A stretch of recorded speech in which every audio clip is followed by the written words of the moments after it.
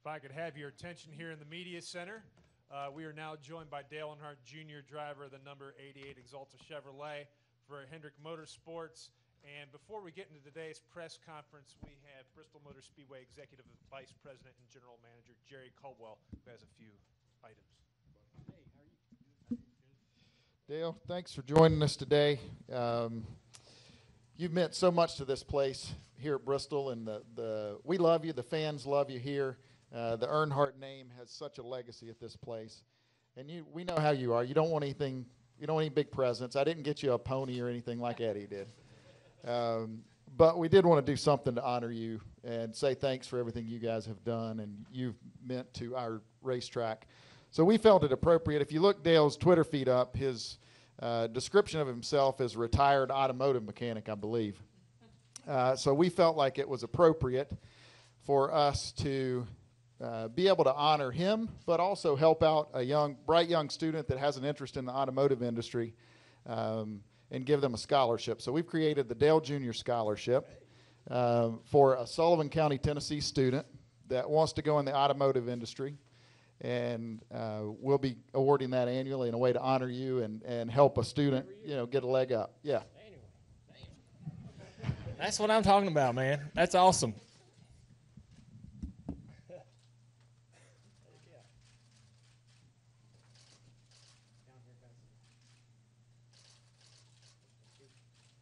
Thank you. Yeah.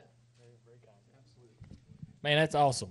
I appreciate the track and especially what that will do for some individual and doing it annually. That's gonna be pretty neat. Hopefully the guys get that opportunity to take advantage of it, guys and girls. So I appreciate that. The track's been,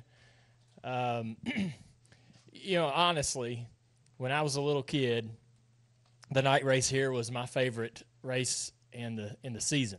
We didn't get to go to all the races. Typically, we went a lot in the summer. We begged to go to all the races, but Bristol was my favorite, and for a lot of different reasons.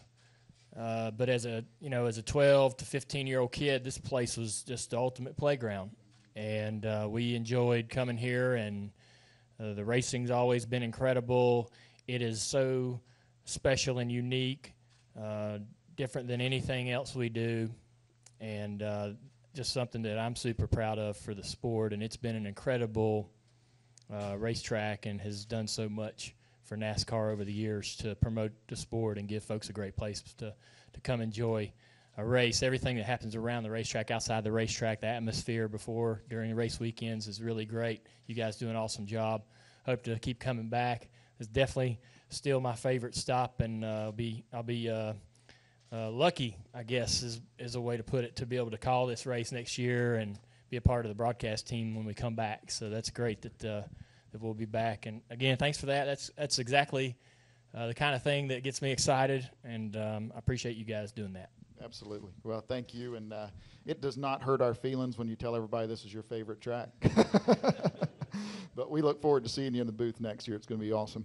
I have one other gentleman that wants to come up and present you with something. He doesn't need an introduction.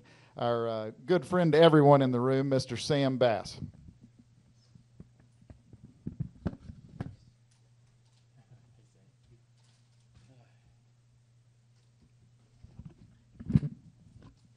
I've got a present for you. It's been my honor to have done the program covers here at Bristol for a long, long time. This one was kind of special. I was so excited to get the opportunity to paint your Exalta car on the program cover, and then I got it about 95% done, and you made the announcement about the Ducks Unlimited car going on the cover. So I went back and changed it because I wanted to be historically correct.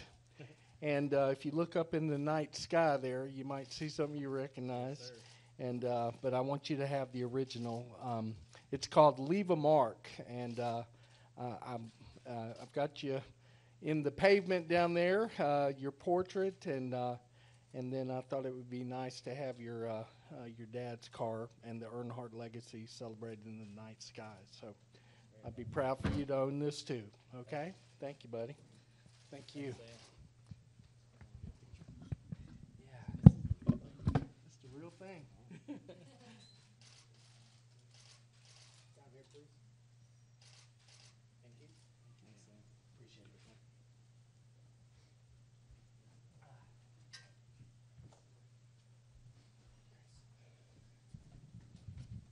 I appreciate that, Sam. Sam's been great for the sport, but a great friend to myself and my father and our whole family. I don't know that I got an original print, not a print, but the original painting. So this is very special, and I appreciate everything you've done for us and everything you've done for this sport. You've been a key part of it. So thank you very much. I know we've got a lot of questions in here in the room for Dale Earnhardt Jr. If you have a question for Dale, please raise your hand. We'll get a wireless microphone to you. We'll start here with Heather and then go to Bob. Hey, Dale, right over here. I just know that the sweep obviously is probably your favorite moment here, but is there any other moments at Bristol that stick out to you?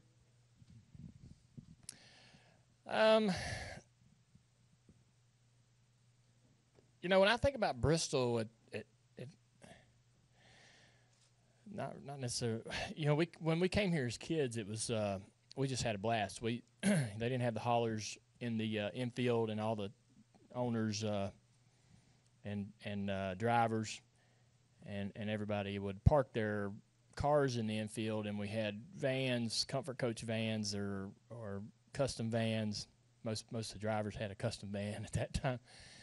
And all the kids, like all the drivers' kids, crew chiefs' kids, we all ran together. And as soon as you get to the track, you'd seek each other out, and we didn't have phones and stuff to talk during the week. So you get to the racetrack, you would run around seeing who was here and who wasn't. And we all just got together, and then we decide what we're going to do.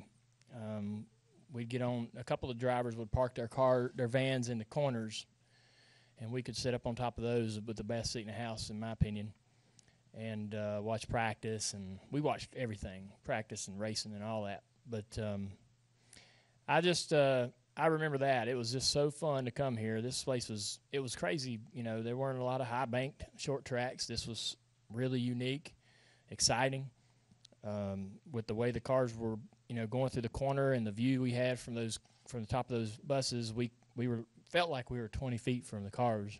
You could really see the cars working and what the guys were fighting. And then, obviously when there was, any kind of activity or aggressive driving and stuff, it was right there in front of you. It was really incredible. So I think about that a lot and sort of miss that part, miss being a kid, and running around here with all my friends. Dad won a handful of races here, had those trophies in the house. I remember when he built his log cabin, he had them all up on this ledge, about a 10-foot ledge, and they were all up there to the right of the fireplace. And it's another track. There's a couple tracks in the schedule that have unique trophies, and they haven't changed, which I'm glad. And this is one of them. When for a while, that trophy was taller than I was, and I'd been lucky enough to go to Victory Lane with Dad a couple times, and so that was the trophy that I wanted. I felt really, really lucky to have gotten one, and I don't have many trophies in the house, but that's one of them that I keep in the living room because it was this is when you win here, the driver's a big part of it. So a lot of tracks, the bigger tracks, you need a lot of race car to do well, and here you need a really good driver, and I felt lucky and fortunate to have got a victory here.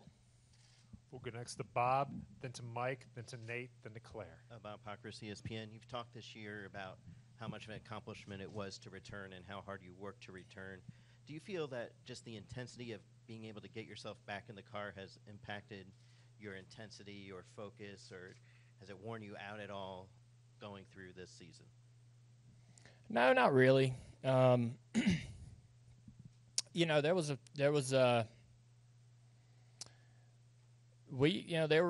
was a point during the recovery, during my rehabilitation, there was a big chunk of time where I wasn't coming back. I'd made up my mind that I wasn't going to come back, and I didn't think that I would be. My doctor always says, like, you can get well enough to be able to just be back to yourself, but to be an athlete in any sport, you possess instincts and reaction time, and you possess these attributes that are above the average individual, and so you hone those, and over the years those are improved and sharpened. And when I got hurt, I lost all that. I lost all my advantage, to being a race car driver.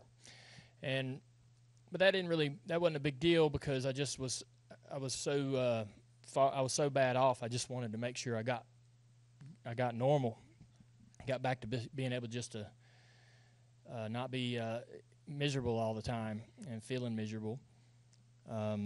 But there was a big chunk of time where we weren't going to come back, and didn't think we should come back. Didn't possess the attributes to be able to come back and drive. So my doctor told me, he said, now, once you get well enough that you feel like yourself, and you come in here, you're going to say, hey, how much more work do we got to do to get to the level that I was at, before the injury. So we started discussing that, and went to work trying to sharpen those attributes, and made the decision to try to come back. And once you make that decision, you've made it. But I don't think I thought that I could come back and do well. I don't. There's a lot of things that play a role in being competitive. I think that I'm healthy, and I'm happy and thrilled that I'm healthy.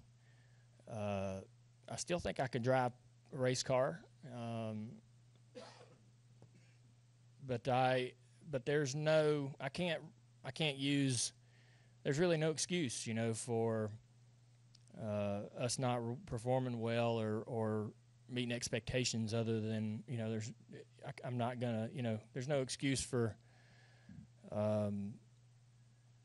missing a lot of races. Kyle missed a lot of races with his injuries and came back and was successful right out of the gate. So, I mean, I felt like I was ready. I felt like I could come in and compete. I still feel that way. We just got to get our stuff together as a team. And I think the team feels like the team works closely enough with me to know,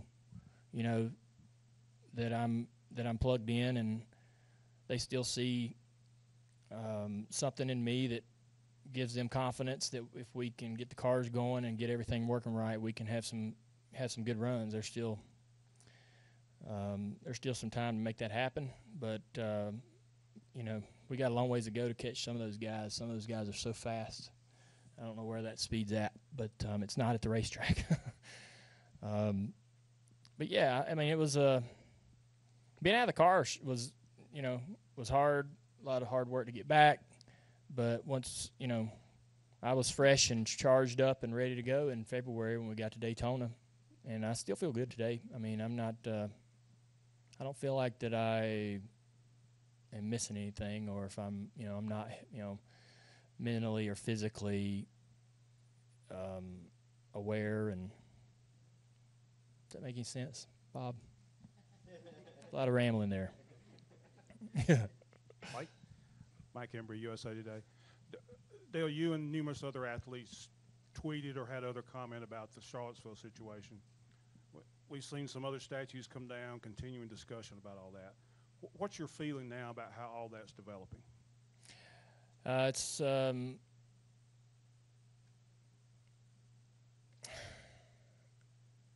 sad and frustrating to see what happened, and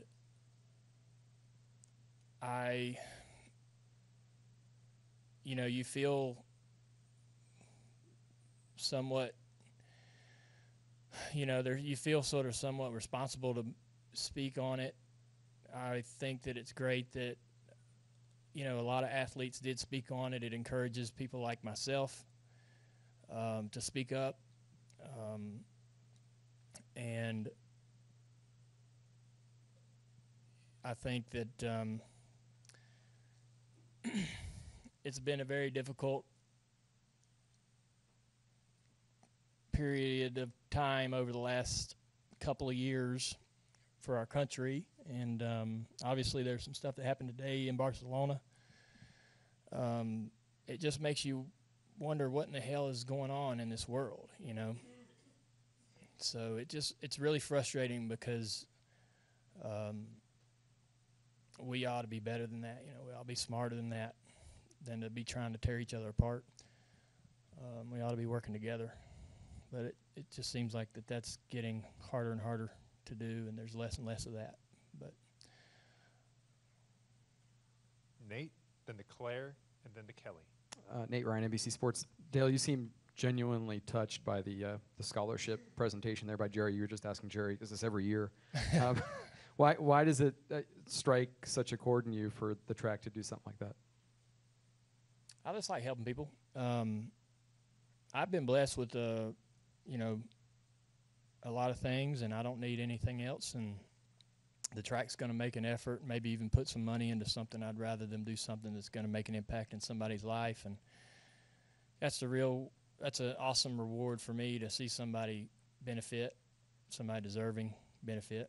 I got, I enjoy that. And it's fun to see kind of how the tracks get creative to make an impact in their own communities. That it's I thought it'd be a one-time deal, so it surprised me that it's going to be annual. But I think I think the track should be commended on an effort to do something that's going to be long-lasting and impact someone else's life. So I just feel some sort of I just feel like I don't I don't know exactly how to put it into the right words, but I feel like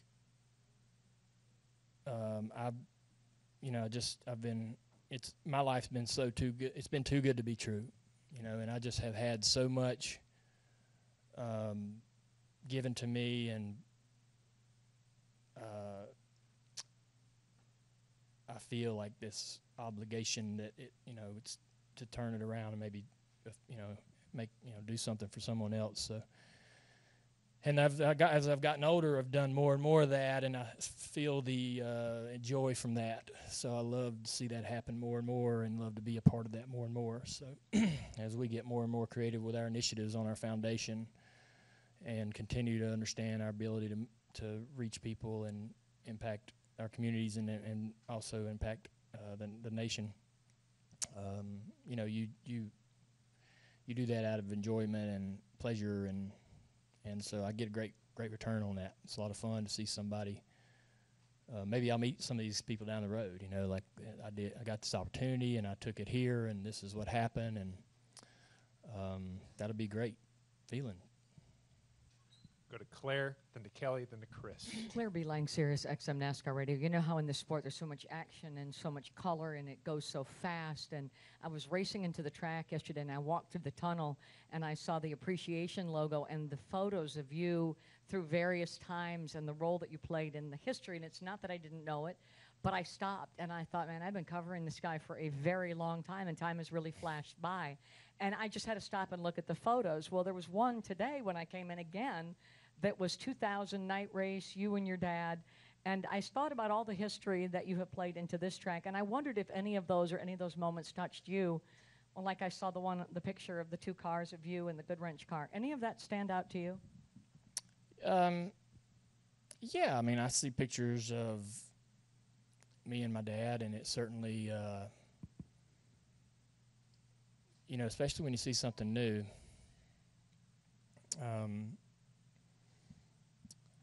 I think I get more and more appreciation for those type of things as I get older. I think that you get, you kind of get you start to realize the value in a lot of things that aren't material anymore. And yeah, I wasn't that big into. It wouldn't have impacted me at all many years ago, but this is certainly a season of reflection, and as you get closer and closer to Homestead and the last race, it certainly gets a little more emotional, and you're a little more sensitive to those things, I suppose.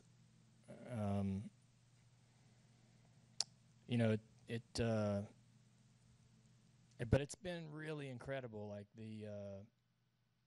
our whole goal, this whole thing, and we talked about it each week, was to try to show the fans appreciation. But I have to be honest, to hear what I've heard from people this year has been incredible. About what they thought about my career and thought about me as a person. It's been really incredible, and you have no idea kind of what to expect going into the thing. But so far it's been tremendous, and but yeah, as you get closer to the end of the season, you're a little more sensitive to a lot of things that bring back memories.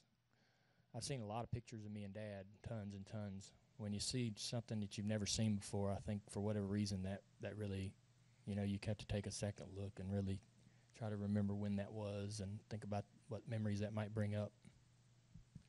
Kelly? Kelly Cran, NoRacer.com. Dale, the last couple weeks between the back and forth with Kevin, and then your comments in Watkins Glen got everybody stirred up about the contracts. But you being the most popular driver, your name has always been out there, be it good or bad. You've always been a popular topic of discussion. Just curious, throughout your career, has any of that ever fazed you, be it the positive or the negatives? And even now, since joining social media, your name is always out there. Fans are always going to go looking for you to say something. But has any of that ever bothered you throughout your career? Well, I mean, it not bothered me, I don't think. I think that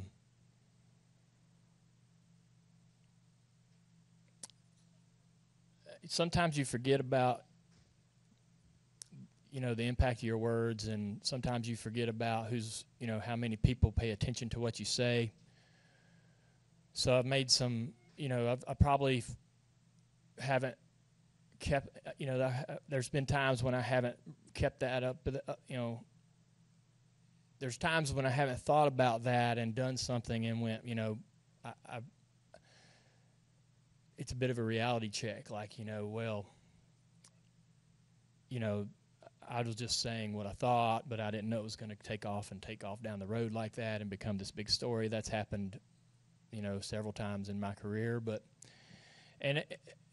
For me, I was never comfortable being in those conversations and, that getting in the middle of a discussion that carried on for weeks wasn't fun for me, because you had to come in here week after week and answer to it. So you do it. We would just try to get in and out of the media center without sticking your foot in your mouth.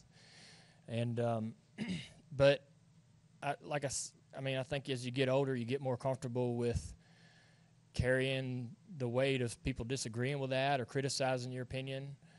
You get more comfortable with deflecting criticism and speaking your mind. Some arguments, you don't need to get in the middle of. You got to kind of pick your battles. But we get requested to come into the media center quite often, and especially this particular season. And so I think that's something else that people outside of this room could keep in mind, is that we're going to be in here every week, and we're going to be asked all the questions that everybody wants to ask. And we're going to, I've always answered, in my opinion, what I felt was honest and correct. And so that's, there's a lot of sides to it that I don't think a lot of people understand. You get at, people think that we seek out the media to tell them, look, this is what I think. You write a story about this, I'm pissed. That's not the way it is. We you guys come to us and we answer we answer honestly and try to be thoughtful.